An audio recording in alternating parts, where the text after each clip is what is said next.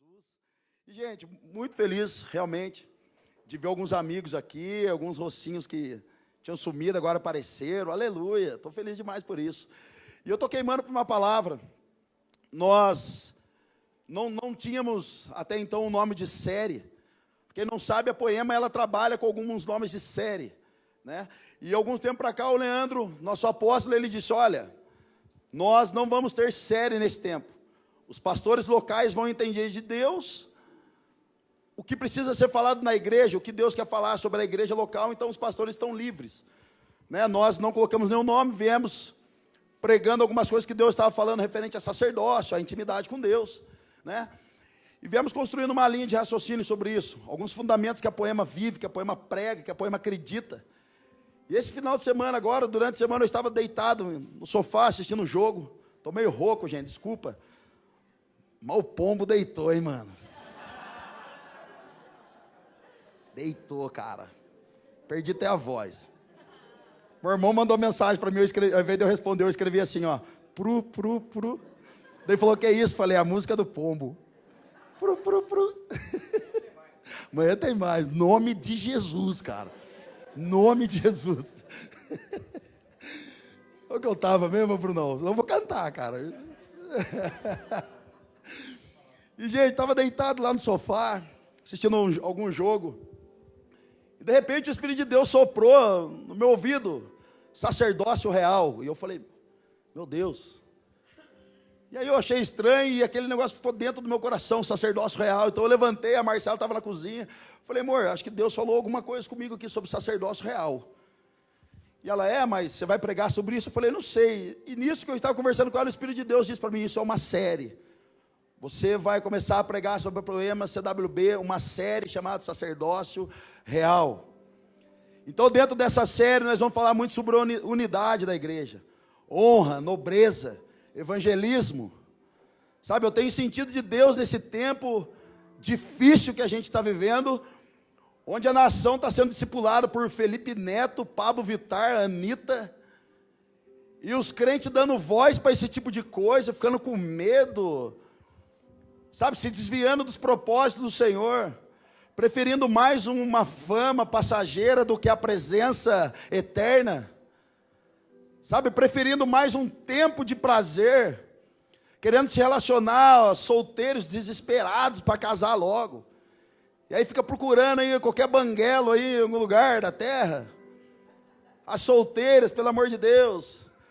Ai, pastor, mas eu estou com um menino, se eu terminar, aquele bofe é lindo. Irmã, Deus quer dar uma picanha para você, Angus, e você que é um filé de colchão duro. Então é um tempo que a gente está meio que se perdendo, sabe? Então esse sacerdócio real é pouco para falar sobre isso. Você precisa entender, irmão, que nós, eu e você, não somos qualquer povo. Nós não fomos chamados para ficar de domingo em domingo e banco de igreja. Nós somos chamados para manifestar a glória de Deus. O próprio Jesus um dia orou e disse, a glória que o Senhor me deu, Pai, agora é a glória que eu também dou para eles. E essa glória é para ser manifestada, colocada para fora. Então eu disse para os meninos agora no café, vocês não são músicos nessa igreja. Então para de vocês começarem a agir como músicos. Vocês não são músicos, vocês são um sacerdócio real, uma nação santa, um povo exclusivo de Deus. Vocês são profetas, vocês são tangedores. Vocês não são guitarristas, vocês não são bateristas. Vocês são homens de Deus, cheios do Espírito de Deus, que profetizam e liberam canções espirituais. E essas canções espirituais faz com que o mundo espiritual se mova. Amém? É esse tipo de comprometimento que o Senhor está nos chamando essa noite, cara. Aleluia, estou empolgado. Abra comigo em 1 Pedro, capítulo 2, verso 1. Irmão, nós vamos ler Bíblia hoje, eu sempre falo isso. Nós vamos ler Bíblia, irmão. A gente tem que voltar para a Bíblia. Ser igual os bereanos, sabe? Parar de ficar decorando o nome de X-Men, de série, e voltar a conhecer o nome bíblico, amém? 1 Pedro, capítulo 2, verso 1. Uma casa espiritual, cara, olha que maravilhoso. Livrem-se, pois, de toda maldade, de todo engano, hipocrisia, inveja e toda espécie de maledicência. Como crianças recém-nascidas, desejem de coração o leite espiritual puro, para que por meio dele cresçam para a salvação, agora que provaram que o Senhor é bom. Verso 4. À medida que se aproxima dele, a pedra viva, rejeitada pelos homens, mas escolhida por Deus e preciosa para ele. Verso 5, olha agora a nossa série. Vocês estão sendo utilizados como pedras vivas na edificação de uma casa espiritual, para serem sacerdócio santo, oferecendo sacrifícios espirituais aceitáveis a Deus, por meio de Cristo Jesus. Irmão, essa casa espiritual, ela fala de edificar algo a partir da fundação. Por isso que Jesus era chamado de carpinteiro, não era de marceneiro. Porque o marceneiro faz gasofilácio, o marceneiro vai fazer uma mesa, vai fazer esse palco. Agora o carpinteiro, ele lida com a fundação de uma construção. É por isso que Jesus era chamado de carpinteiro. Então essa casa espiritual que você está falando, fala disso. Da gente crescer em graça, em sabedoria, em família espiritual, sacerdócio santo, um corpo sacerdotal, uma igreja de sacerdotes que ministram a Deus para depois ministrar aos santos, homens e mulheres que ministram o coração de Deus, que têm a presença real de Deus, antes de ministrar em cima de um púlpito, pessoas que estão dispostas a se colocar em chamas pelo Senhor, antes de estar querendo aparecer em cima de um púlpito, num GC, num ministério qualquer. E olha que lindo, oferecendo sacrifícios espirituais. O significado disso, irmão, significa conduzir as pessoas para um lugar mais alto. Uau! Então, querido, a gente não está domingo brincando de ser crente. Nós estamos aqui para transformar uma nação. Nós estamos aqui para transformar uma casa. Estamos aqui para transformar um casamento, transformar os nossos filhos. Nós estamos aqui como homens e mulheres, fazendo com que outras pessoas se acheguem ao lugar mais alto no Senhor, de relacionamento, intimidade, paixão e devoção, amém? 1 Pedro capítulo 2, verso 9, continua aí. Olha que lindo isso, cara. Vocês, porém, são geração eleita, sacerdócio real, nação santa. Irmãos, se os homens de Deus desses dias não forem santos, não adianta querer ter uma cidade santa. Se os líderes dessa nação não forem homens santos, não adianta clamar por uma nação santa. Começa com a gente aqui. O juízo vai começar pela casa de Deus. Nação santa, povo exclusivo. Olha só, irmão, Deus não gosta de dividir você com ninguém. Você é dele, só dele, para a glória dele. Povo exclusivo de Deus, para anunciar as grandezas daquele que os chamou das trevas para a sua maravilhosa luz. Verso 10. Antes vocês nem sequer eram povo. Olha, já tirou nós.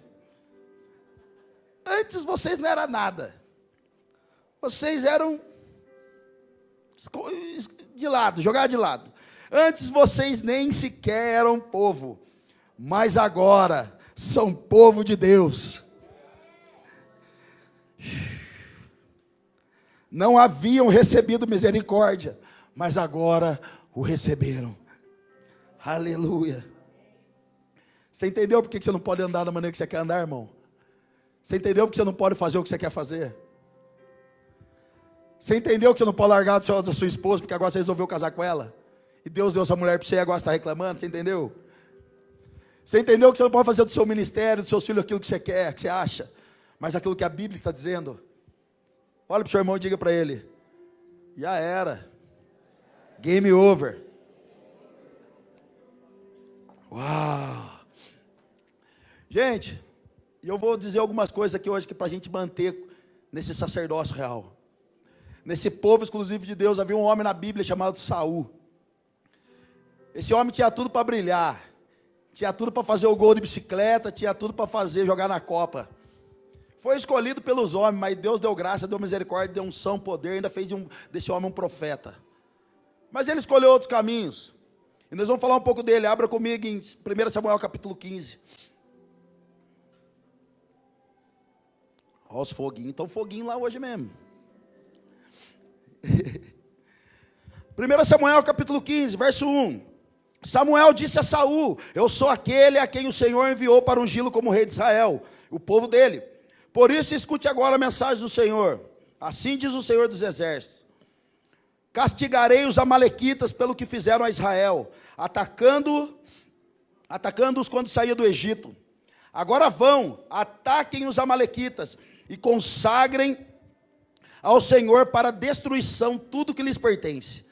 Não os poupem, matem homens, mulheres, crianças, recém-nascido, boi, ovelha, camelos e jumentos. Então convocou Saul os homens e os reuniu em Telaim, 200.000 soldados de infantaria e 10.000 homens de Judá. Saul foi à cidade de Amaleque e armou uma emboscada no vale. Então disse aos queneus: retirem-se, saiam do meio dos amalequitas para que eu não os destrua junto com eles, pois vocês foram bondosos com os israelitas quando eles estavam vindo do Egito. Então os queneus saíram do meio dos amalequitas. Pensa, irmão, um povo de gente boa.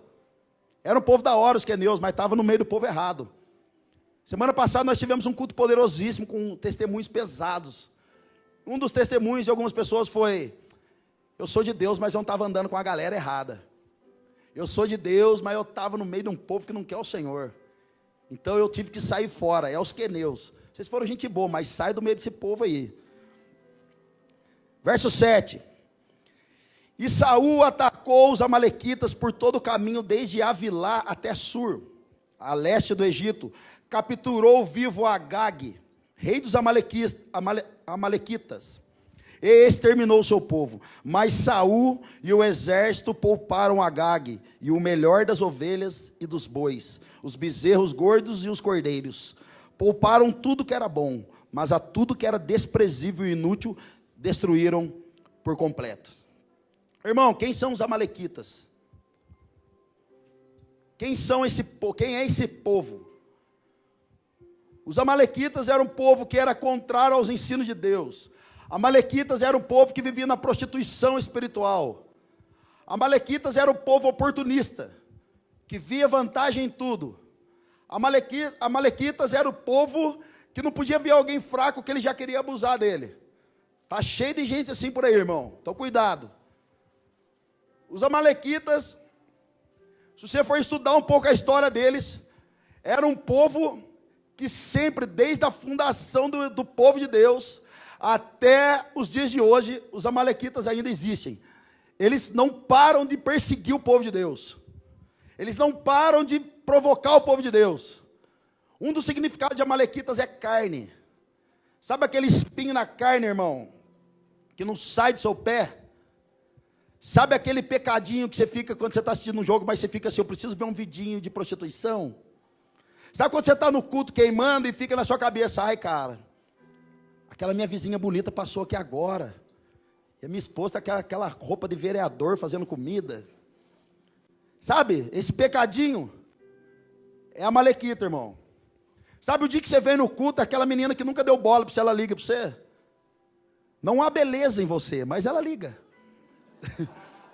Amalequita.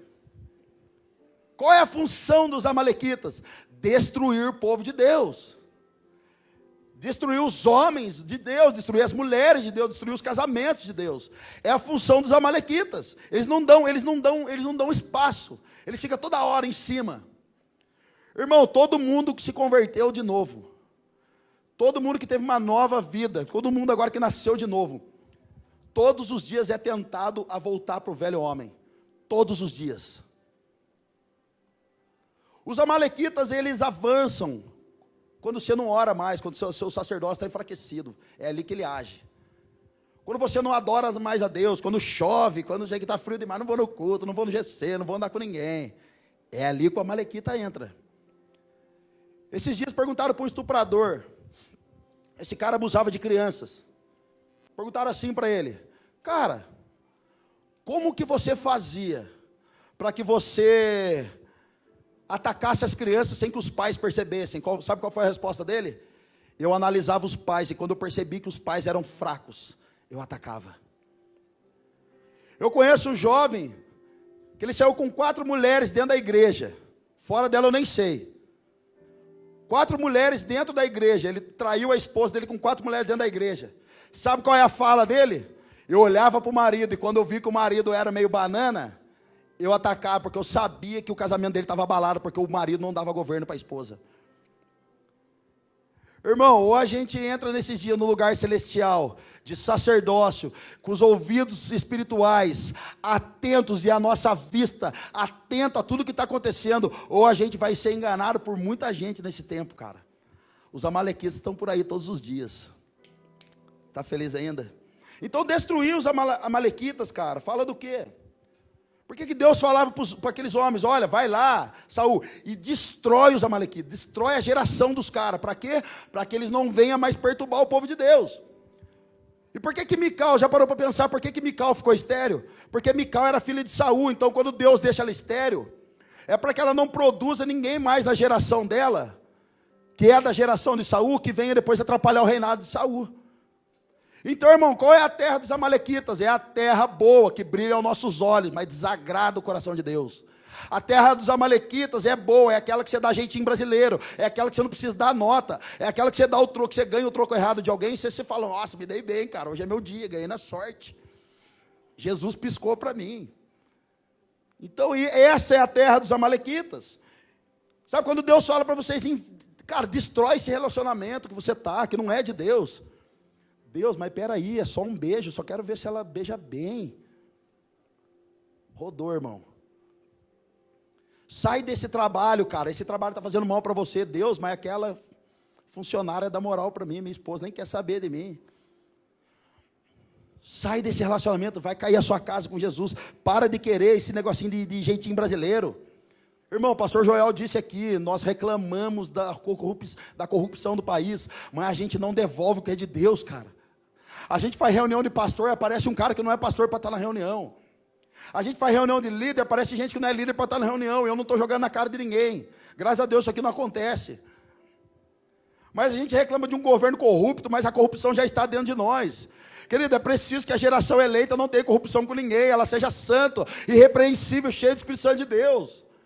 Mas pastor, você está falando para não pecar? Não, irmão, nós vamos pecar toda hora. Mas se pecar, nós temos um advogado chamado Cristo Jesus. Não fuja dele. Você quer arrebentar a sua vida, querido? Arrebenta na presença de Jesus, porque lá tem misericórdia, tem graça, tem vinho novo, tem restauração. Esse é o lugar nessa noite para nós arrebentar a nossa vida. Xandão, quero morrer. Seja bem-vindo, eu já estou morrendo também, irmão. Mas morre na mão de quem pode dar vida para você, cara. Aleluia. Continua aí comigo, 1 Samuel capítulo 15, verso 10. O Senhor Deus falou com Samuel: estou arrependido de ter posto Saul como rei, pois ele me abandonou e desobedeceu às minhas ordens. É a mesma coisa se ela é em casa, irmão. Deus fala para você, vai na casa do pastor, arrebenta tudo. Aí você vê meu Play 4. Ah, vou pegar. Aliás, nem tem Play 4 mais. Mas estou por fé.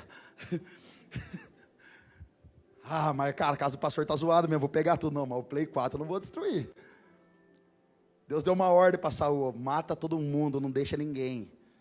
Não deixa nada, não, mas a coisa boa a gente deixa. Então Deus disse, eu me arrependi de ter colocado Saul como rei. Samuel ficou triste com isso. E a noite inteira orou em voz bem alta a Deus, ao Senhor, em favor de Saul. Olha só, mano, Deus ficou irado, Saul era para ter se arrependido. Olha o verso 12. Na manhã seguinte, bem cedo, ele saiu para procurar Saul. Soube que ele tinha ido para a cidade de Carmelo, onde havia construído um monumento em honra a si mesmo. E depois tinha seguido para Gilgal. Meu Deus, cara. Você me abandonou porque você não seguiu minhas regras. Cara, imagina você escutar isso de Deus, cara. Imagina você escutar isso de Deus. Eu não me arrependi de ter colocado você nessa posição. Querido, uma das formas mais gritantes e mais poderosas de desagradar a Deus é a desobediência. Quem é pai aqui sabe quando um filho desobedece. Essa semana eu falei para minha filha, filho, pai e a mãe não gostam de brigar com você. Papai e a mamãe não gostam de perturbar você. A gente ama você, mas então seja mais ligeira, mais espertinha. Gente, alguém já ouviu a história do elefante aqui? Memória do elefante? Você sabe de onde vem essa expressão? É maravilhoso, vou contar. Havia um circo, ele chegou lá no Uberaba. E o circo se instalou lá, colocaram o elefante lá e falaram assim, olha, quem fizer esse elefante fazer com a cabeça sim e não, vai ganhar R$5.000. R$5.000. E aí juntou aquela multidão de gente, irmão. Pensa, no Uberaba. Foi parar lá perto do aeroporto, lá no Afonso Pena, lá, foi lá. E aí todo mundo chegava na frente do elefante, baixa a cabeça, o elefante parado. Faz não sei o quê. Tentava dar susto no elefante, o elefante parado. E ninguém conseguia, daqui a pouco veio um senhorzinho, esses brabos de roça, veio. Olhou para o elefante assim, ó, já deu um murro na cabeça do elefante. Pau! Bateu, daí o elefante se assustou, aí o velho foi embora. Aí todo mundo, como assim? Aí foi o próximo da fila, vai elefante, vai elefante. O elefante nada. Passa 6 meses, o circo foi embora, voltou depois de 6 meses. Mesmo esquema, quem fizer o elefante fazer assim e assim, vai ganhar 5 mil reais. Ele juntou aquela fila de novo. Foi parar lá aqui perto do Hour. Aí foi todo mundo lá, baixa a cabeça, elefante, sim. Pegaram fruta, fizeram nada. Quem aparece na fila? O velhinho. O velhinho chega no elefante e fala assim, lembra de mim? Quer tomar outro?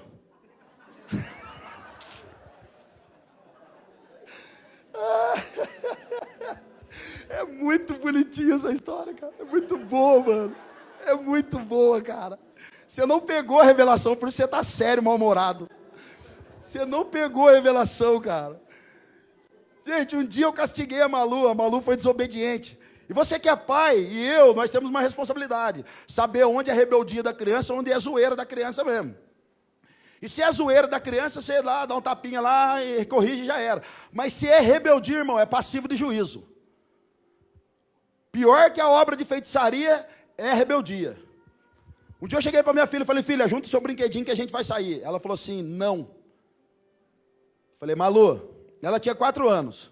Falei, Malu, sua mãe falou que você vai tomar banho, vai trocar de roupa e vai tomar banho, mas junta os seus brinquedos. Ela olhou na minha cara e fez assim, 4 anos de idade. Não. Aí eu falei, não é possível, cara. E o Luciano Subirá já tinha falado que em algum momento da vida o filho vai enfrentar o pai. E se o pai for banana, nunca mais corrige. Eu falei, agora chegou a minha hora, né? Mas o que eu vou fazer? 4 anos de idade, se eu bater, alguém chama a polícia. Porque hoje é assim, o pai não pode corrigir que vai preso. Então eu falei, vou. Aí eu dei um passinho para frente. Falei, Maria Luísa, pega os seus brinquedos, guarda no seu quarto e você vai tomar banho. Ela olhou na minha cara assim, gente, fez assim, ó. Não vou fazer. Eu falei, então chegou o seu dia de vitória, irmão, ranquei o chinelo. A Marcela entrou na sala assim, tipo, calma, não vai assassinar.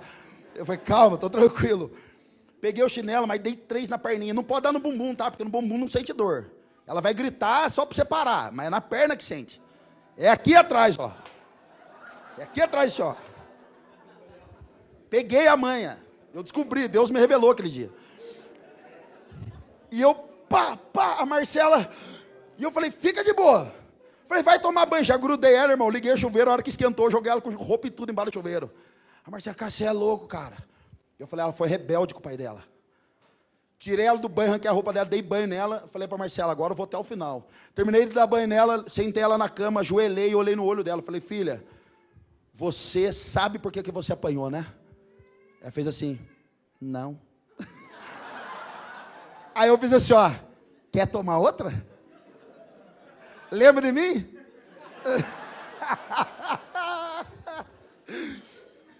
Querido, rebeldia, cara. Rebeldia passiva de juízo. E você pode perguntar para a Malu hoje, e aí, Malu, já apanhou depois daquele dia? Nunca mais. Que apanha não esquece, irmão. Então, rebeldia, cara. A rebeldia afasta a gente de Deus, afasta a gente do relacionamento com Deus. Coração duro. Querido, Malaquias fala que o coração dos pais se voltará ao coração dos filhos e dos filhos aos pais. Do contrário, Deus ferirá a terra. Enquanto a gente tiver um coração duro dentro da nossa casa, dentro do seu casamento, não espere que os seus filhos estejam aqui. Não espere que seus pais estejam aqui. Caso contrário, Deus vai ferir a terra, irmão. Em algum momento vai dar atrito. Então alguém tem que perder no relacionamento, cara. Alguém tem que perder o seu cargo, o seu título, renunciar a sua vida para ter a vida de Cristo e alguém se animar com você e estar aqui. É tão maravilhoso quanto os pais estão aqui e depois os filhos chegaram. E tão maravilhoso ver os filhos aqui, os pais chegaram depois. Então isso é maravilhoso. Amém? Ai, que da hora. Agora a gente não pode bater em alguns, né? Daí a gente leva para a mesa para confrontar. Mas daí é legal, daí a gente fala assim, lembra de mim? Daquele dia? Quer tomar outro? Não. É bonito demais, gente, família espiritual. Então, como pode um homem fazer um monumento de si mesmo? Primeiro, desobedece. Segundo, faz monumento de si mesmo. E terceiro, abandona o Senhor. Querido, alguém disse um dia, até anotei essa frase: escolher a independência, escolher fazer o que você quer fazer, é escolher a morte. Andar sozinho, escolher a morte. Saul cometeu 3 tipos de pecado: desobedeceu a Deus, fez um monumento de si mesmo e abandonou o Senhor. Irmão, nesses dias, ou a gente começa a fazer aquilo que Deus quer fazer, ou nos próximos dias nós vamos levantar monumento de nós mesmos. Os nossos nomes vão precisar ser glorificados, os nossos nomes vão precisar ser elevados do que o nome do Senhor. Existe uma maneira de você se esconder, cara, fazendo a vontade de Deus. Olha só os homens que andaram segundo o padrão do seu coração: Acabe, o mimado, bananão. Herodes não podia perder seu reinado. Eli, o negligente, vista grossa com seus filhos. Olha o perigo de você andar sozinho. Gente, eu amo a família espiritual. Eu amo. Se não fosse a liderança que está aqui, se não fosse alguns amigos que estão aqui, que são homens de Deus, mulheres de Deus, se não fosse a minha esposa, se não fosse meu pastor Leandro, se não fosse o presbitério da igreja, cara, talvez eu estava com a cabeça em outro lugar. Todas as vezes que eu dou querendo sair, aparecer um pouquinho, essas pessoas me põem no lugar. Então é preferível que você tenha um Natan na sua vida, cara, que vai entrar dentro do seu palácio, dentro do seu reinado. A hora que você estiver sentado num trono de glória, só você manda. Esse homem, essa mulher vai apontar o dedo na sua face e vai dizer e apontar tudo que você está fazendo de errado. Isso é ser família espiritual. Todo mundo precisa de um Natan, cara. E não acho que o Natan é gente boa, não. Primeiro que é profeta, e profeta ouve a Deus, não ouve o sentimento. Profeta perde a cabeça, mas faz a vontade de Deus, irmão. Profeta desagrada os homens e mulheres para agradar o céu. Esses são profetas de verdade. Amém? Filipenses capítulo 3. Pois como já lhes disse repetidas vezes, e agora repito com lágrimas, há muitos que vivem como inimigos da cruz de Cristo. Quanto a estes, o seu destino é a perdição. O seu Deus é o estômago, e tem orgulho do que é vergonhoso. Eles só pensam nas coisas terrenas. Irmão, uma das coisas, está conversando com o pastor Joel agora lá em cima. Uma das coisas que movem os homens hoje em dia é o status. É o título, é a fama. É uma das coisas que mais move os homens hoje. E se a gente não se colocar debaixo da potente mão de Deus para se humilhar, cara, a gente vai ganhar até certa notoriedade, fama, mas não é o Senhor que está dando. Nós vamos começar a dizer: eu sou espiritual, eu oro e o fogo cai, eu oro e aquela pessoa foi curada por causa de mim, eu fui naquela casa, impus as mãos e virou. Você vai começar a cobrar honra para si. Eu faço isso e aquilo, e por isso que eu estou me dando bem. Sabe, é criar um monumento de si mesmo. E de verdade, querido, eu postei no Instagram esses dias: você pode até ser um homem de Deus, mas andando embaixo de desordem. Você pode até ser um homem de Deus, mas andando fora da visão de Deus. Eu conheci várias pessoas que as pessoas falavam assim: nossa, esse cara é um homem de Deus, mas traía a esposa nos bastidores. Esse homem é um grande líder, é um homem de Deus, mas não honra a esposa, não honra os filhos, não honra a sua casa. Então você pode ser esse homem de Deus, você pode até ser usado por Deus, irmão. Você pode até ser usado por Deus, mas nunca vai ter aprovação de Deus. Eu conheço pessoas que não são cristãos. O dia que um demônio manifestou na frente dela, ela falou: misericórdia, Jesus tem poder, já converteu na hora, o sangue de Cristo tem poder. O diabo foi até embora. Foi usado por Deus, mas a vida não tem a aprovação do Senhor. A vida não fala, a vida não prega a realidade que ela está vivendo. A própria vida está denunciando o caos, denunciando o desgoverno. Ela não consegue ter vida de Deus sobre ela. Então diga para o seu irmão que está do lado: que aprova um homem é estar debaixo de uma ordem de Deus. Xandão, e como eu faço isso, cara? Irmão, o dia que você estiver pregando, tocando, adorando a Deus, e a glória de Deus vier, sai de cena. Quantas vezes nós estávamos aqui, cara, o louvor virou de costas, eu saí fora, alguém que está pregando saiu fora. Um dia o Vilas Boas estava pregando aqui, alguém gritou assim, toca Raul, quase foi, mas foi outra coisa. Toca Peregrino. O Vilas Boas estava aqui, ele falou assim, cara, aqui não é show não.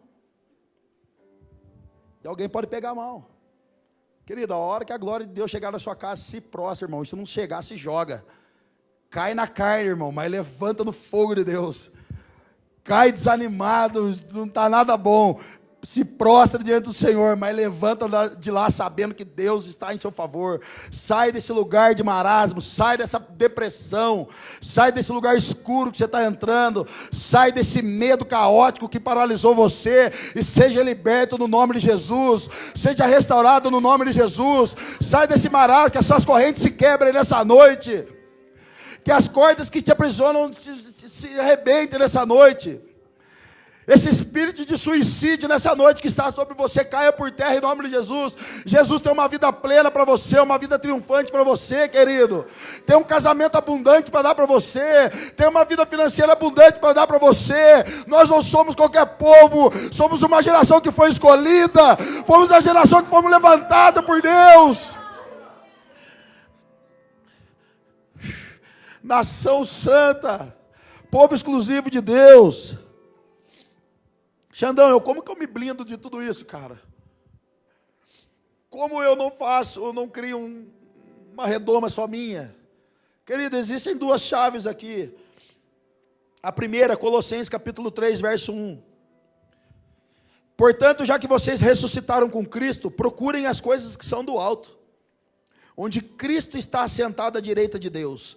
Mantenham um pensamento nas coisas do alto e não nas coisas terrenas. Irmão, isso aqui blinda o nosso coração. Quando a gente começar a se achar demais, quando a gente começar a se achar melhor que todo mundo, porque eu faço, eu resolvo, querido, pense nas coisas do alto, porque as coisas do alto falam para você, você quer ser o primeiro, seja o último. Quer ser o maior, sirva.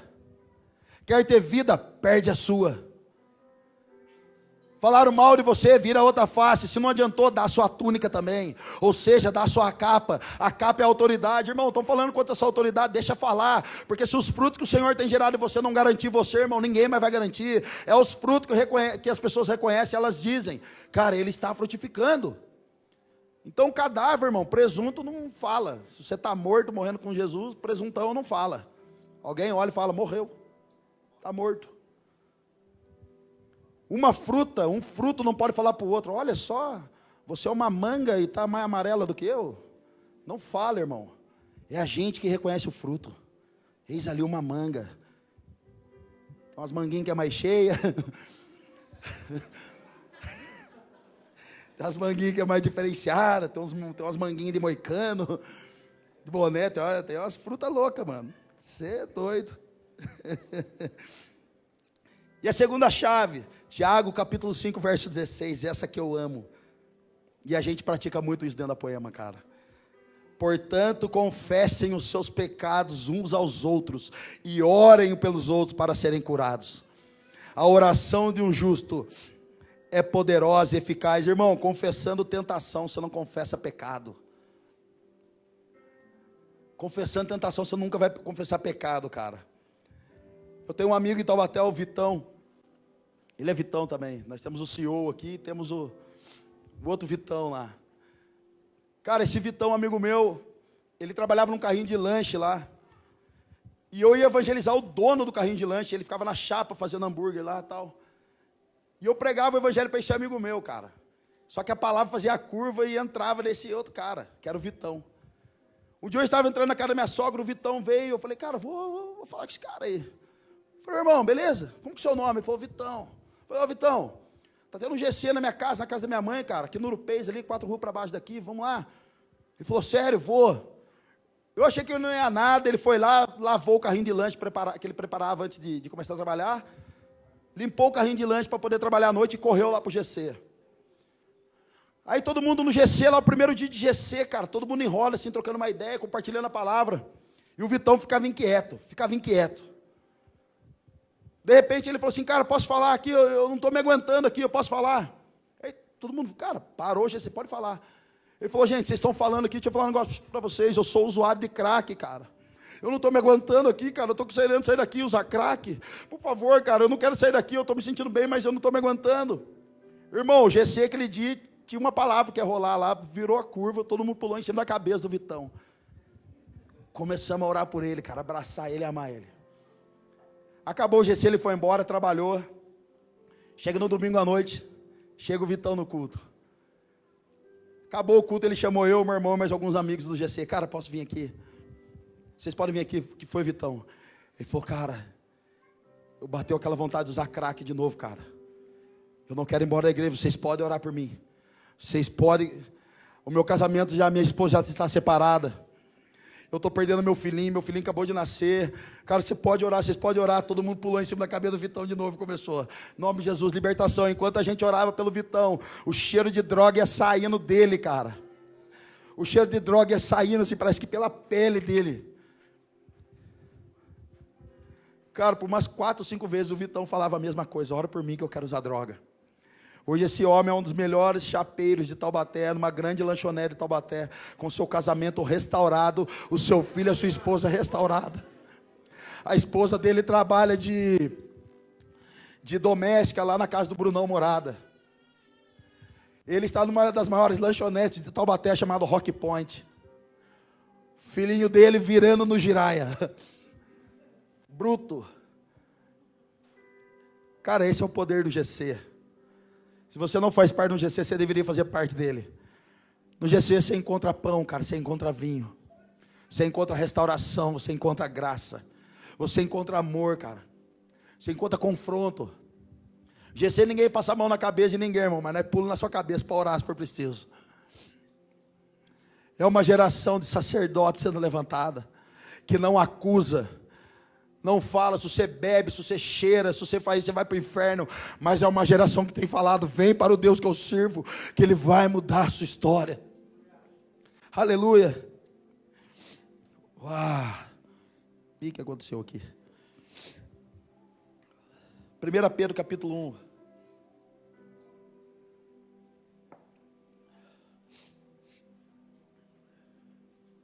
Mas assim como é santo aquele que o chamou, sejam santos vocês também, em tudo o que fizerem, pois está escrito, sejam santos, porque eu sou santo. Irmão, a santidade nos aproxima de Deus, irrita o inferno, e abre porta para a manifestação poderosa de Deus. Viver em santidade, ser santo é ficar afastado, se separar de tudo. Sabe, se separar da violência que tem por aí, se separar da sexualidade que tem por aí. TikTok hoje está na moda, irmão, está discipulando os jovens todos. E tantas outras coisas horrorosas. Então ser santo é falar, cara, eu não vou lá nesse lugar, porque lá a galera que está lá não pensa o que eu penso. Agora, se você é confiante para estar num lugar desse, para evangelizar e pregar o evangelho, se você é maduro o suficiente, beleza. Eu conheço um cara em Taubaté, geralmente é só de lá que sai as pérolas. E Taubaté, cara, tem um amigo meu que se converteu, 3 dias de conversão, falou, Xandão, vou lá visitar o prostíbulo tal, e vou evangelizar as prostitutas, cara. Eu vivia lá, agora eu vou lá pregar o evangelho. Está lá até hoje, irmão, nunca mais voltou. Nunca mais voltou. Está lá. Então tem gente que se converte e ela fala, cara, eu usava droga, vou lá evangelizar meus amigos. Não vai, irmão. Quando eu me converti, eu fiquei anos, sabe, longe de algumas pessoas. Longe, Deus me deixou 2, 3 anos longe. Até Jesus formar um novo caráter em mim, até Jesus moldar a minha vida, para eu poder voltar para esse lugar. Hoje, graças a Deus, em Taubaté, essas mesmas pessoas me respeitam até hoje, eu tenho amizade com elas. E prego o evangelho sem dó. Prego para todo mundo lá, irmão. É legal que a mãe dos caras falava assim, esse Xandão é gente boa, mas não vale nada. As mesmas mães mandam para mim hoje, oi, pode fazer uma rezinha aí? Não estou precisando. Faça reza brava, do jeito que você quiser. É passar 3 vezes no cartão, brincadeira. Brincadeira, gente, vai achar lá o cara, mano, cobrando oração. Não, gente. Mas se quiser. A Marcela, fica louco comigo, gente. Deixa eu ser feliz, cara. Então, quando a gente consagra algo para o Senhor, cara, quando a gente consagra algo para Deus, a gente está dando para Deus a autoridade e legalidade de 100%. de Deus tomar posse daquilo ali. Eu falei um dia aqui, por que você não desvia? Eu falei assim, gente, quantos foram consagrados? Um monte de gente. Eu falei, sabe por que você não desvia? Porque você foi consagrado.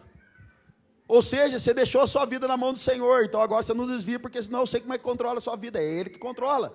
Já quantas vezes você falou, não vou no culto, mas daí começava a tocar uma música lá da igreja, na sua cabeça, já aconteceu isso com você? Você vai pecar, você vai dar uma desviada, mas daqui a pouco entra o louvor dentro de você. Sua casa, aí você fala, meu Deus, cara, nem está pensando nessa música.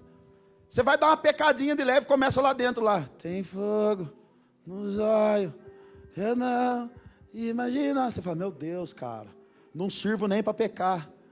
Não serve, irmão. Porque você foi consagrado. Porque o Senhor resolveu colocar sobre você, ungir você com óleo. O Senhor resolveu ungir sua cabeça com óleo de alegria. E agora Isaías 61 se cumpre na sua vida. O Senhor me ungiu com óleos de alegria, para que eu leve as novidades para as pessoas e liberte os cativos da prisão. Então já era, não queira desviar, irmão. Queira se consertar. Ó, deu até rimou. Então, Xandão, mas o que você está falando isso? Ei, Jesus. Querido, estou falando isso porque Jesus está falando com a gente de exclusividade. E para quê, Xandão? Porque Ele deseja dar coisas exclusivas para nós. Jesus está falando para a gente se separar para ser um povo realmente sacerdotal. Uma igreja apostólica profética. Poema é uma igreja apostólica, profética e paternal. É o que nós somos. Uma igreja apostólica é para estabelecer cultura, inserir a cultura. Transferir a cultura e depois enviar como uma poema às nações, como uma obra-prima de Deus para as nações. E por que profética? Porque o que nós fazemos na igreja, irmão, vem debaixo da palavra de Deus. Ninguém faz o que acha que é certo. Nós estamos debaixo de uma palavra de Deus. A gente se move conforme aquilo que Deus quer. E paternidade, porque, irmão, a mal da terra está ligada à falta de paternidade. Então, se ninguém quer ser paternal na vida de alguém, a gente quer ser. Se ninguém quer cuidar de uma prostituta, a gente quer cuidar. Se ninguém quer cuidar dos órfãos, das viúvas, a gente quer cuidar.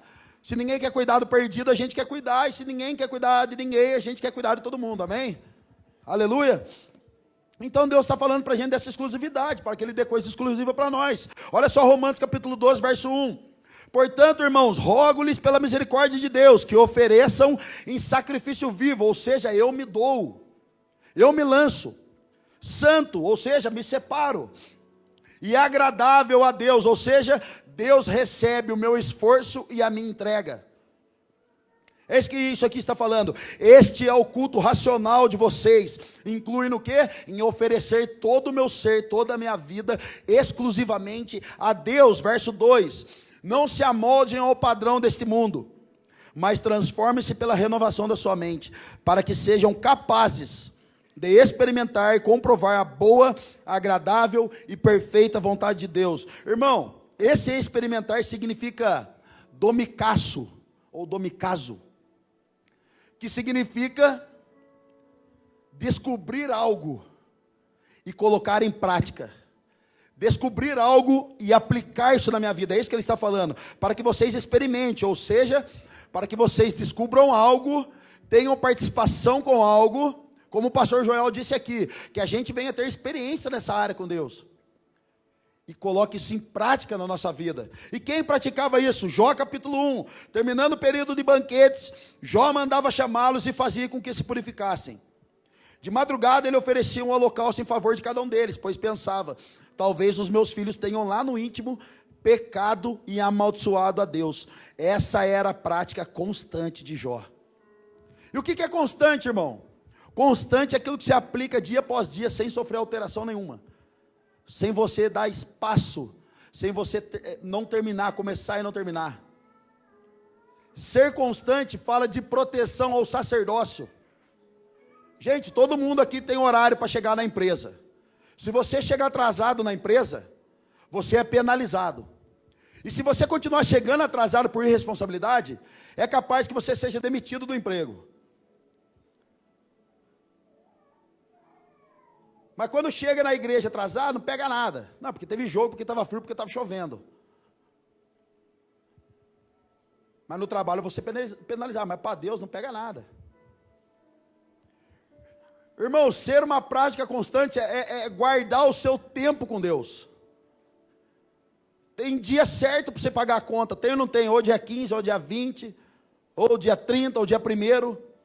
E todo mundo, quando vai aproximando daquela data, fica, meu Deus, está chegando dia 30, preciso pagar tal conta, porque senão pode cortar minha água, pode cortar minha luz. Então essa palavra de Jó aqui fala ser constante, proteja o seu sacerdócio. Irmão, é 8 horas da noite que você costuma orar? É 8 horas da noite. Não tem telefonema, não tem WhatsApp, não tem nada. É o tempo com Deus. Tem uma história que eu escutei em Taubaté que foi maravilhosa. Uma senhorinha no hospital. Todo dia, por volta de 19 horas da noite, ela chamava uma enfermeira e ela falava assim para a enfermeira: moça, pode colocar uma cadeira aqui do lado da minha maca? A enfermeira colocava uma cadeira, achando que ela ia receber visita. No outro dia, a mesma coisa, no outro dia, a mesma coisa. Um dia a enfermeira falou assim: por que a senhora todas as vezes pede para colocar uma cadeira do lado da maca? Ela fala: porque todo dia, 19 horas, Jesus vem aqui para a gente conversar. Essa cadeira é para ele. Proteção do sacerdócio, cara. Proteção do sacerdócio. Proteja o seu tempo com Deus, ele é mais precioso do que o seu dia. Proteja o seu tempo com Deus, ele é mais precioso do que a sua esposa. Ele é mais precioso do que os seus filhos. Ele é mais precioso do que estar em qualquer lugar do mundo passeando. Querido, separar o seu sacerdócio é preparar um tempo exclusivo para Deus. Eu me lembro quando eu morava na casa da minha sogra, e tinha um quartinho lá, botei o cachorro para fora do quartinho, arrumei tudo que tinha lá. Coloquei meu aparelho de som, meu violão. E eu colocava o Antônio Cirilo lá, Flavião. Meu Deus, cara, o Cirilo. Colocava o Antônio Cirilo e eu ficava lá. Só tua glória me satisfaz, Senhor. Dó maior. Só tua glória me satisfaz, Senhor. E eu falava para Marcela: amor, vou lá, porque 8 horas Jesus falou que vai estar lá. Querido, eu chegava no quartinho lá da casa da minha sogra. 8 horas da noite, eu abria aquele quartinho, cara. Eu fechava a porta, eu dobrava o joelho, cara, não precisava nem começar a orar. Não precisava começar a falar: oi Jesus, eu cheguei. Quando eu chegava, ele se apresentava primeiro. Pastor Joel, eu abria assim, cara. Joelhava na cadeira de rodinha, uma cadeirinha velha que a minha sogra tinha, meio ficar pendida para o lado. Já era o desfecho para eu já cair também. Então eu apoiava nela, cara. Eu lembro que eu ficava prostrado, cara. Só tua glória me satisfaz, Senhor. E eu ficava: vem derrama, sua glória, Senhor. Às vezes eu queria dar uma chapadinha, eu colocava lá: existe um fogo, essa é boa, no interior do meu amado. Alguém lembra desse som? Ninguém?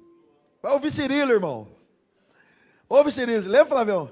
Existe um fogo no interior do meu amado. Existe um fogo que emana dos seus olhos. Daí ele fala assim: João viu. Existe um fogo, quero ser batizado, quero ser. Eu já colocava um Marco Feliciano, Sonho de José, já ficava louco orando em língua. Um dia a vizinha bate na porta da minha sogra e fala assim: tá tudo bem com seu marido? A Marcela: por quê? Eu achei que você estava brigando. A Marcela falou: não sei também, está lá dentro do quartinho. E a Marcela falou: mas por quê? Ela falou assim: porque ele está falando uns negócios ali, a gente está no quintal tentando escutar, mas ninguém entende o que ele está falando. E eu ficava por dentro assim: mas não vai entender mesmo, porque eu estou falando em secreto com o meu Senhor, eu estou falando em segredo com Ele, Ele está ouvindo, está recebendo. Querida, a nação santa, o sacerdócio real, ele vai para o fogo antes de querer se tornar o fogo. Ele vai para o secreto antes de querer pregar o evangelho pela nação. Porque se a gente não construir coisas antes do secreto, não adianta a gente querer construir coisas fora dele. Não vai dar certo.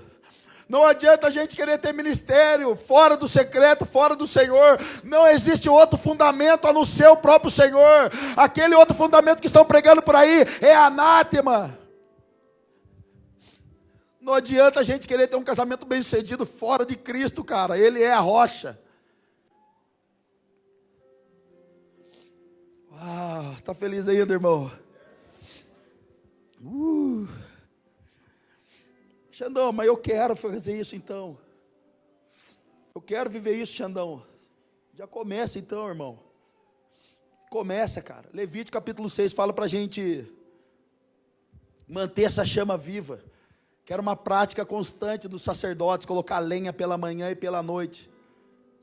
Para que toda noite ficasse queimando o incenso ali, o fogo no altar de Deus. Era uma prática constante. Querido, se a gente não for para ter essa prática constante, a gente vai sofrer nesses dias. O nosso sacerdócio precisa estar maior nesses dias, cara. A nossa vida precisa estar muito bem alinhada nesses dias. Sabe, se a gente não for para esse secreto, colocar fogo ali, desejar queimar de verdade, querido, não é só queimar aqui no culto domingo, amanhã é segunda-feira, amanhã você vai ter que enfrentar tudo de novo. Amanhã é o dia propício para você queimar, cara. Terça-feira é o dia propício para você queimar, quarta, quinta e sexta é o dia propício para você queimar. E o dia que a gente se reúne como igreja no domingo, a gente só vem para jogar a lenha junto e já que sair queimando. É amanhã o dia propício. Porque se a gente não colocar a lenha, se a gente não exercer oração, adoração, se a gente não ter uma vida de reta com o Senhor, nós vamos ser provocados nesses dias a causar o nosso próprio fogo, o nosso próprio estímulo. Irmão, causar o nosso próprio fogo, o nosso próprio estímulo, é fogo estranho. Hipergraça que estão pregando por aí, fogo estranho.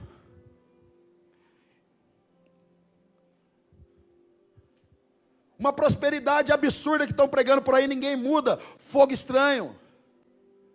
Ah, fui no culto, caí no chão e levantei, mas se você levantou a mesma pessoa, irmão, fogo estranho. Eu conheci um jovem, Taubaté. Lembra, amor? Toda vez que chegava no culto, ele endemoniava. Eu nunca vi, irmão, não tinha uma legião ali, tinha umas 27. Todo culto ele endemoniava na frente do púlpito. Todo culto. Um dia eu estava lá de staff, de repente alguém falou assim: Xandão, vai endemoniar, hein? Falei, eu tenho certeza, tá todo dia, já dá para pedir música no Fantástico. 3 domingos seguidos. Aí, irmão, ele endemoniou. Aí veio o Japa, pastor. O Japa, ele tem mais ou menos 850 quilos, lutador de sumô. Ele chegou assim e falou: Xandão, vamos pegar o irmão, vamos levar lá na lojinha lá atrás para a gente orar. Juntou uns 5 irmãos, irmão, né, pegamos ele pro corpo assim mesmo, arrastamos ele, fomos arrastando ele no ar. E ele lá, colocamos ele dentro da lojinha lá. Aí chegou os espirituais. No nome de Jesus, sai desse corpo. Aí chegou o Japa, irmão, lutador, faz parte da Yakuza. Chegou lá, só falou assim pro cara: irmão, vou falar uma vez pra você, mal uma graça, eu vou jogar você na rua. O cara fez assim: ô louco, meu, pra quê? Voltou na hora. Ele endemoniava, sabe por quê? Porque tinha uma menininha lá na igreja, que ele estava afim lá, a guriazinha, e a mulher não dava mais bola para ele, porque ele era meio vacilão. Aí ele queria chamar a atenção dela de alguma forma, então ele fazia que o que manifestasse toda semana nele. Sabe o que é isso, irmão? Fogo estranho. Porque o fogo de Jesus, ele não é estranho. Ele é consumidor, cara. Ele é consumidor. O fogo de Jesus, cara, ele é reto. O fogo de Jesus, ele não te mata, ele não me mata. O fogo de Jesus, ele consome o pecado. Mas pelo fogo a gente é alterado. Sofremos uma alteração pelo fogo de Cristo. Uma nova mentalidade. Agora, irmão, você não dá o seu resto para o Senhor. Agora você não dá a oferta que sobrou. Sobrou o dízimo, eu vou dar. Ah, eu toco assim mesmo, não preciso tirar a música, eu vou dar isso. Não, irmão, agora você é tudimista, tudo que é seu é dele. Agora você é tudimista, tudo que o Senhor tem te dado, você devolve para ele também. Inclusive, semana que vem, dia 3, nós vamos ter aqui o Super Seed, irmão. É o dia que a gente veio aqui para dar as coisas para os outros. Nós não quer ganhar nada, a gente quer dar as coisas para os outros. É o dia que a gente vai plantar a super semente na vida das pessoas. É o dia que a gente vai abençoar as pessoas, abraçar, porque nós somos como modelo de Cristo. O cara que mais plantou semente nessa terra foi um homem chamado Jesus Cristo. Mas antes o pai deu o modelo. Vou plantar o filho para que eu colhe a igreja. E nós vamos plantar semana que vem aqui, cara. Eu convido vocês esta semana que vem aqui no Super Seed com a gente. Vocês vão ver o quanto é poderoso e precioso e transformador. Nós vamos separar presente para as pessoas, cara. Não venha com Barbie sem cabeça, tá? E não venha com carrinho sem roda. Traga o seu melhor para você abençoar alguém, para você dar alguma coisa para alguém. Não venha com o coração, ai, o que eu vou ganhar? Não, irmão, você tem que vir falando o que eu vou dar para os outros, porque é melhor do que dar, é melhor quem dá do que aquele que recebe, amém? Então prepare, cara, vai ser top demais. Fogo estranho, irmão, fogo estranho.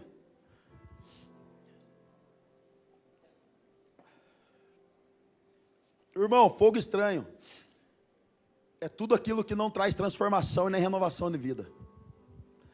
Se o meu GC que eu faço parte não está transformando a vida de ninguém, é fogo estranho. Se no culto as pessoas não estão sendo tocadas por Deus pela palavra que está sendo liberada, não é o evangelho. É outro tipo de evangelho. Se aquilo que eu faço, aquilo que Deus me deu para eu fazer, para transformar a vida de alguém, não está tocando a vida das pessoas, pode ser um fogo estranho. Alguma coisa deve estar errada. Sabe, ele é digno de tudo. Gente, tem um jovem aqui, o Vitão, cadê o Vitão? Está ali, né, Vitão? Ele e o seu bigodinho matador. Gente, o Vitão um dia chegou, o nosso CEO ali da Poema Store, direto ele faz umas promoções lá. Gente, vai lá falar com o Vitão lá. Além de você ir lá, ele vender um livro para você mais barato, ele vai te dar um cafezão top. Né, Vitão? Esses dias o povo chegou e falou assim, mano, você viu que está tendo café lá na Poema Store? Eu falei, não, nem estou sabendo. Aí os caras falaram, mano, o Vitão fez um café monstro. Eu falei, mas ele está vendendo lá? Daí as pessoas falaram, não, você chega para tomar um café, você dá a oferta que você quiser. Se não quiser dar nada, toma um café. Se quiser dar R$1, toma. Se quiser dar 5 mil, toma também. O Vitão agradece. E, gente, um dia o Vitão, a gente começou a mexer aqui nessa igreja aqui, cara, reformar. Eu falei, Vitão, você vai ficar responsável pela Poema Store agora. Você é o CEO, você é o diretor da loja. Gente, o Vitão foi lá, a gente começou a reformar. Ele veio e falou assim, pastor, eu creio que Jesus deu esse ministério para mim, cara, vou cuidar desse ministério. E eu sei que vocês querem colocar um piso laminado lá. E vai começar por mim, cara. Se Deus deu esse ministério para mim, vai começar por mim. Saiu um dinheiro meu aí. Eu quero plantar essa semente lá, cara.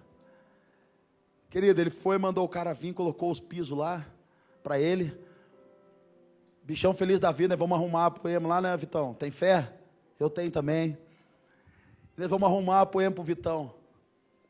Gente, se você toca, se você prega, se você louva, se você adora, se você serve, você precisa investir tudo na sua vida, tudo que você tem. Não espere dinheiro dos outros para acontecer o seu ministério. É o seu dinheiro que tem que entrar primeiro, é a sua vida que tem que falar primeiro, é ela que precisa ser entregue primeiro. Não espere dos outros aquilo que Jesus deu para você começar.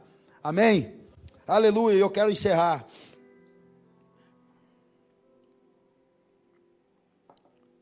Apocalipse capítulo 1, verso 5. Querido, essas são chaves para que a gente se torne realmente o sacerdócio real. Abandonando tudo que possa nos impedir de viver uma vida com o Senhor. Abandonando tudo que tem nos atrapalhado, abandonando tudo, rompendo com os amalequitas da nossa vida. Rompendo com os relacionamentos que não levam a nada na nossa vida. Rompendo com pessoas que não sonham o que você sonha, não querem o que você querem. Não dê ouvido para essas pessoas, irmão. E eu estou liberando você a não dar ouvido para essas pessoas. Mas sonhe com quem sonha com você. E aonde começou esse sacerdócio? Aonde começou isso a ser restaurado? Apocalipse capítulo 1. E de Jesus Cristo, que é a testemunha fiel, o primogênito dentre os mortos, e os soberanos dos reis da terra. Ele nos ama e nos libertou dos nossos pecados, por meio do seu sangue, e nos constituiu reino e sacerdote, reino para governar toda a terra, sacerdote para ministrar o coração de Deus, para atrair a glória de Deus, para ministrar vida onde existe morte, para profetizar transformação na vida das pessoas. Isso é o trabalho de um sacerdote, entrar na brecha em favor de outro, entrar na brecha em favor de uma nação. Quantos testemunhos nós já ouvimos aqui, onde a nação estava falida e um homem disse, envia-me a mim. Quantas pessoas a gente já ouviu aqui, não tem ninguém para ir, envia eu lá. Pastor, não tem ministério, esse ministério está precisando de gente, não tem ninguém, eu vou para esse ministério. reino e sacerdote. Para o quê? Servir a Deus e Pai. A Ele sejam glória e poder para todo e sempre. Amém. Irmão, ninguém podia entrar no santo lugar, mas hoje todos podem, por meio de quem? De Cristo Jesus. Se você tem dificuldade, irmão, não se ofenda. Mas se você tem dificuldade de entrar no santo lugar para ter relacionamento com Jesus, talvez a revelação dele sobre você está deturpada. Se você não consegue iniciar um relacionamento pessoal com Deus, talvez a sua revelação ainda precisa estar bem aflorada, porque por meio de Cristo está liberado para nós a entrar nesse lugar. Hebreus capítulo 9, verso 4 diz: onde se encontrava o altar de ouro para o incenso e a arca da aliança, totalmente revestido de ouro. Nessa arca estava o quê?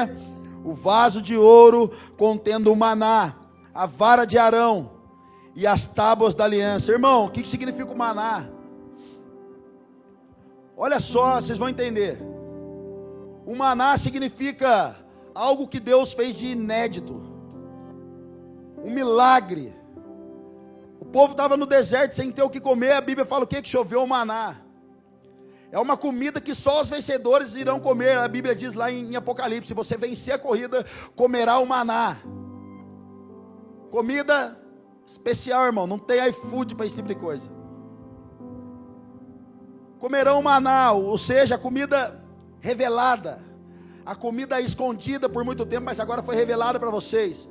Então o maná fala de uma novidade de vida. Você fala: uau, eu tinha um problema de saúde, Deus me curou. Uau, eu estava com uma crise financeira e eu orei, Deus me mandou um dinheiro, alguém fez um pix para mim. Uau, é uma novidade de vida, onde causa espanto nas pessoas. Isso é o maná. O maná fala de surpresa para o povo. E por que o maná está dentro lá da Arca da Aliança? Porque o povo se acostumou com o maná, e isso é desagradável aos olhos de Deus. Irmão, Dilma recebeu uma profecia. A mulher chegou e falou assim para mim: Xandão, assim diz o Senhor para você: você dobra o joelho no seu quarto de noite e fica clamando a Deus, para Deus entrar com favor sobre a sua vida. Você fica falando para Deus mudar isso. Cara, ela começou a revelar muita coisa. E no final ela disse, e eu estava todo feliz: nossa, glória a Deus, Deus está vendo mesmo. De repente ela falou assim: então, o Senhor tem feito tudo isso para você, mas você vive reclamando, você tem entristecido o Espírito de Deus. Irmão, foi uma facada no peito. Eu nem dormi uma semana pedindo perdão para Deus. Querido, isso são coisas que desagradam ao Senhor. Deus mudou a sua vida financeira. Deus colocou você num lugar legal, numa empresa legal, e você ainda continua reclamando. Isso é uma ofensa aos olhos de Deus. Maná. Outra coisa que estava lá dentro, a vara de Arão. Foi quando Deus precisou, irmão, provar para o povo que é Ele que estava falando. Precisava levantar alguém que ouvisse a Deus, então colocaram um monte de vara. A vara que florescesse era o homem escolhido por Deus. Então a vara de Arão começou a acender, floresceu. E por que ela está lá dentro? Porque foi onde Deus precisou falar com o povo. Precisou provar para o povo que era Ele que estava falando. Por isso que o povo ficou andando 40 anos no deserto, desdenhando daquilo que Deus estava falando e fazendo na vida deles. Então isso também é uma ofensa aos olhos de Deus. É algo que eu carrego, é algo que muitos de nós carrega. Porque temos carne aqui. Então Deus falou: mano, eu tenho que provar toda hora para você. Deus, me dá um sinal. Irmão, se você é maduro em Deus, não tem sinal mais, velho. É jejum e oração. Se você é um novo convertido, o novo convertido é tão bonita a história dos caras, que os caras falam assim: Deus, eu preciso sair desse emprego, me dá um sinal. Se um carro amarelo virar aqui, eu sei que é o Senhor que está falando. E o carro amarelo não vira? Já aconteceu isso com você? Comigo já. A Marcela estava apaixonada por mim. Ela não está ali, graças a Deus. A Marcela estava apaixonada, cara. E eu não estava percebendo os sinais. Eu era novo convertido. Falei: Jesus, eu não sou mais malandro, não consigo mais perceber as coisas. Deus, dá um sinal. Se ela fizer um cafuné em mim, vai ser a mulher da minha vida. Irmão, o dia que ela entrou no Batmóvel, no Golfe preto. E eu não sei o que ela foi fazer, ela fez assim, ó. Quando ela fez assim, eu falei, meu Deus, vou casar. É o sinal, cafuné. Eu sei que você já pediu o sinal mais besta que esse, irmão, eu sei. Nossa, eu era tão besta, cara. Que inútil, cara. Eu me lembro quando eu queria agradar ela, velho. Ela trabalhava no escritório e tinha o Pão de Açúcar de frente. Um dia eu fui lá e comprei um ursinho. É tão louco as coisas de Deus, né, cara? Deus vai mudando, você nem percebe, né? Nem percebe. Eu comprando ursinho, irmão. Olha o tipo. Vou comprar um ursinho, cara. Aí eu fui comprar um ursinho, uma vaso de flor bonito, mandei entregar. Aí fiquei escondidinho atrás do Pão de Açúcar, assim, para ver a carinha dela. E eu lá assim, dela. Eu lembro que ela abriu a porta assim, pegou o buquê de flor, o ursinho. Ficou me procurando na rua. Ai, que inútil, cara. Mas, pastor Joel, mas quando a gente está no primeiro amor, nós faz umas loucuras, não faz? Irmão, talvez alguém aqui tenha que voltar ao primeiro amor, cara. Pra você fazer uns negócios inúteis assim também. Jesus gosta dessas coisas, cara. O que eu estava falando mesmo, pastor? Aí, ó, Deus está falando aqui. Então Deus precisou falar com o povo. Deus se enfureceu com o povo, cara. Gente, se você é novo convertido, eu entendo você pedir sinal para Deus. Mas se você já é mais madura da fé, agora, irmão, é de cara no pó, jejum, oração, comendo já do alimento mais sólido, ao invés de leitinho espiritual, amém? Então vamos crescer em maturidade, estatura de graça, irmão, em nome de Jesus. Então olha só, dentro daquela arca, tinha outra coisa, a tábua da aliança. E o que era essa tábua da aliança? Foi quando Moisés quebrou por causa do quê? A idolatria do povo. Então o povo idólatra a outros deuses, a outro monte de coisa. Quando Moisés desce, fica irado e pau, quebra as tábuas. Desfazendo da importância de um mandamento de Deus, desfazendo da importância que aquilo ali estava falando do relacionamento com o povo. Então Deus fala, mano, já que esse povo é idólatra, não sabe o que quer, não sabe o que adora. Gente, eu já falei aqui algumas vezes. Se você evangelizar um muçulmano, a chance de conversão dele é 1%. Se você evangelizar qualquer outro tipo de cultura e de religião, a chance dos caras de ser transformado e ir para o evangelho é de 1%. Mas se você pegar os cristãos que estão aqui ou qualquer outro lugar, dependendo da coisa que você pregar para ele, ele acredita. Às vezes a gente tem dificuldade de entender que a gente é filho de Deus mesmo. E a gente fica indo aí por qualquer vento de doutrina, qualquer coisinha por aí. Eu conheci um casal semana passada, sabe o que aconteceu? São crente há anos.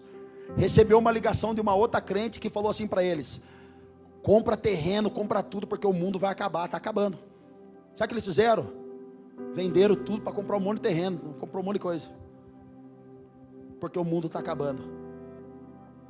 Então a gente é levado por qualquer coisa, cara. Qualquer coisa. Então essas três coisas que tinham ali, eram coisas que ofendiam os olhos de Deus. Essas três coisas estão dentro de mim, cara. Essas três coisas estão dentro de você. Essas três coisas são coisas que ofendem aos olhos de Deus. Nós murmuramos, nós reclamamos, nós quebramos relacionamentos e alianças. Elas estão dentro de nós. Então Deus olha e fala: vou destruir o povo, porque o povo é o coração rebelde. Um coração rebelde, endurecido. Mas para Deus nos destruir, qual era a regra? O sacerdote tinha que matar um animal, colocar o seu sangue sobre a arca, para que Deus enxergasse aquele sangue, não enxergasse o que tinha lá dentro, que eram as raízes pecaminosas do homem, e então poder perdoar o povo. Só que esse tipo de trabalho se encerrou. A Bíblia diz que em Hebreus que existe um único homem agora, que foi um único sacrifício, e a gente não precisa mais voltar para esse lugar. Um homem chamado Jesus. Então quando ele morre, o seu sangue agora é colocado sobre as nossas vidas. Para quê? Para que quando Deus olhe para você e para mim, Ele não veja essas raízes de pecado, mas veja o sangue do Cordeiro. Então Deus não enxerga além do sangue, porque o sangue que está ali agora do seu filho está dando legalidade e autoridade para que eu e você entre por um novo e vivo caminho. Uau! Hebreus capítulo 10, eu encerro aqui. Portanto, irmãos, temos plena confiança para entrar no Santo dos Santos pelo sangue de Jesus, por um novo e vivo caminho que Ele nos abriu por meio do véu, isto é, do seu corpo. Temos, pois, um grande sacerdote sobre a casa de Deus. Querido, de verdade, é um chamado e um convite para eu e você parar de ser espectador do povo e do monte, mas subir para esse lugar para ser morada agora.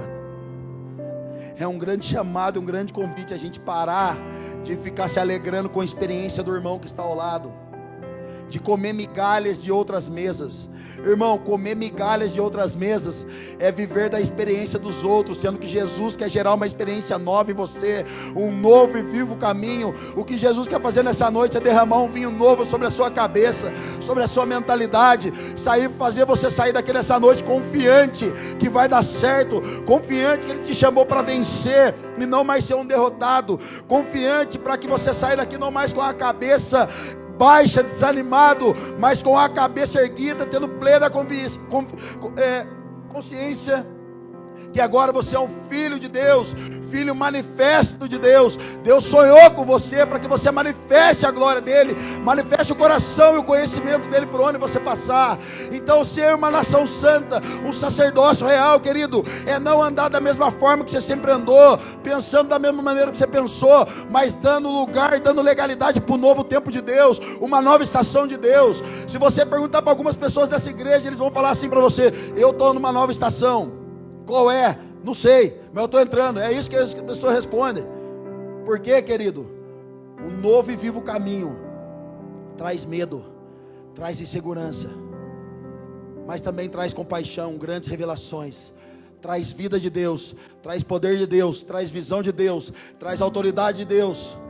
É onde Jesus revela os pactos dele com você, é onde Jesus libera chaves espirituais sobre você, é onde Jesus revela o próximo passo que você vai dar, é onde Jesus revela o seu ministério que você vai servir, que você vai entrar. Nós escutamos o testemunho do Gui aqui esses dias. Eu sonhava em pregar no púlpito, mas quando ele foi orar para Deus, Deus falou: você não vai pregar, não é o tempo, você vai olhar carro lá fora com os caras. Querido, é o lugar onde você entra como um sacrifício vivo, onde você se oferta, onde você se entrega, onde você se esforça para estar nesse lugar. É onde você rompe para estar nesse lugar. É onde você se sacrifica para estar nesse lugar. Esse é o sacerdócio, um povo exclusivo de Deus. Querido, as pessoas precisam olhar lá fora, que a nossa vida, o nosso carro, o nosso dinheiro, o nosso dom, o nosso propósito, o nosso ministério está lá para servir as pessoas, para tocar as pessoas, para transformar as pessoas. Isso é ser um sacerdócio real, isso é ser uma nação santa, um povo exclusivo de Deus. Talvez nessa noite alguém vai ter que entrar num relacionamento que você fez, você apertou a mão de alguém, fez um relacionamento, mas seja homem de Deus agora para desfazer isso aí, porque o Senhor não deu aprovação em você, está desanimado, você está inseguro. Irmão, se você não tem a convicção de entrar em relacionamento, de entrar em algum pacto de aliança, sai fora daí se você não tem paz, porque Provérbios diz que a paz é o árbitro do nosso coração. Se no coração, no seu coração tem paz, da pessoa tem paz, então você faz esse pacto. Mas se você não consegue dormir, sai fora. Talvez alguém está chamando você, garotinha, lá no Instagram, está chamando você no WhatsApp, falando: vamos ter um tempo junto, vamos orar junto. Olha para ver se os frutos que esse jovem tem é de Deus, para ver se os frutos dessa mulher é de Deus. Se não for, sai fora, irmão. Chuta que a galinha morta, chuta que a macumba some desse lugar. Mas Deus está chamando a gente, antes de pregar, antes de tocar, antes de ser líder, antes de ser sentinela, antes de ter uma igreja, de se tornar uma igreja, ser um povo exclusivo, uma nação santa, um sacerdócio real. Aleluia.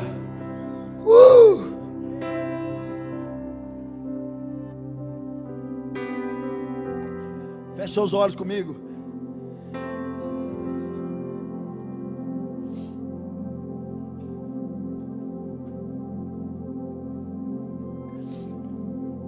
Feche seus olhos comigo, cara. Querido, eu sei que nessa noite tem gente aqui que precisa fazer um pacto com o Senhor. Pacto, você e o Senhor. um novo pacto, um novo estilo de vida, um novo e vivo caminho. Se você está nessa noite, fale para Ele: Deus, a partir de agora eu faço um pacto, não ser levado mais de vento em vento, de emoção em emoção, de sentimento em sentimento, mas ser levado agora pelo poder do Teu Espírito, pelo poder da Tua Palavra. Querido, para de procurar profeta para ver o que tem para falar para você. A Bíblia está disponível todos os dias para você ouvir daquilo que o Senhor tem. A Bíblia está disponível para você ouvir, comer a sua palavra e se fortalecer.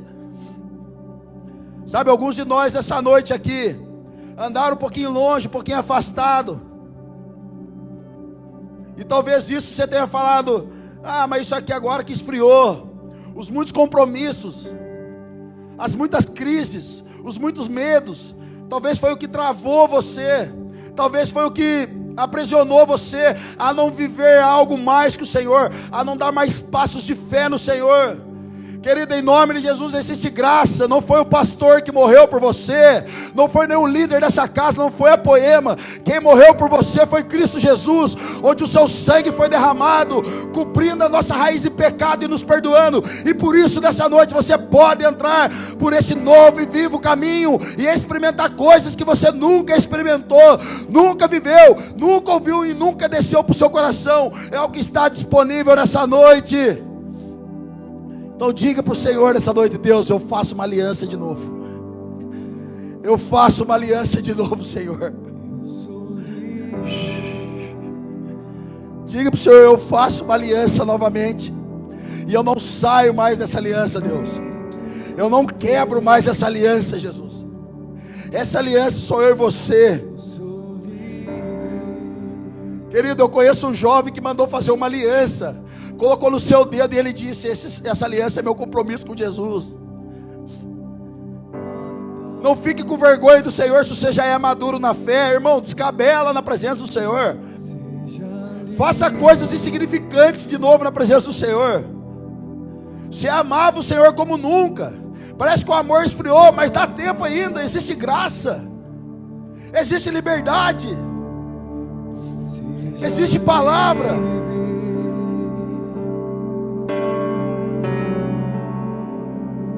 O Senhor está chamando alguns aqui para um comprometimento ainda maior, mais alto, cara. O Senhor tem chamado alguns aqui nessa noite para um comprometimento maior, mais alto, de renúncia de vida. Se você está aqui, fique de pé. Fique de pé se você está aqui. Mas o Senhor tem aqui nessa noite alguém para algum chamado ou comprometimento mais alto.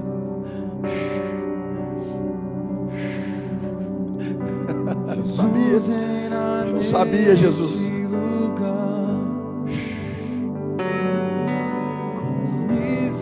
Você que ficou de pé, porque existe um comprometimento maior de aliança, de fome e de sede pelo Senhor. Seja colocado dentro de você agora um novo e vivo caminho, ainda mais forte, ainda mais potente. Uma unção ainda mais fresca seja derramada sobre o seu coração agora. Espírito de revelação e discernimento esteja sobre esses corações que se levantaram nessa noite, Pai. Pai, novos passos, um novo fôlego de vida agora, em nome de Jesus. Senhor, um novo nível de intimidade, um novo nível de revelação seja dado a essas pessoas que estão de pé agora, em nome de Jesus. Elas estão fazendo um pacto novamente, renovando as suas alianças novamente, renovando as suas vidas novamente, Pai, no Senhor.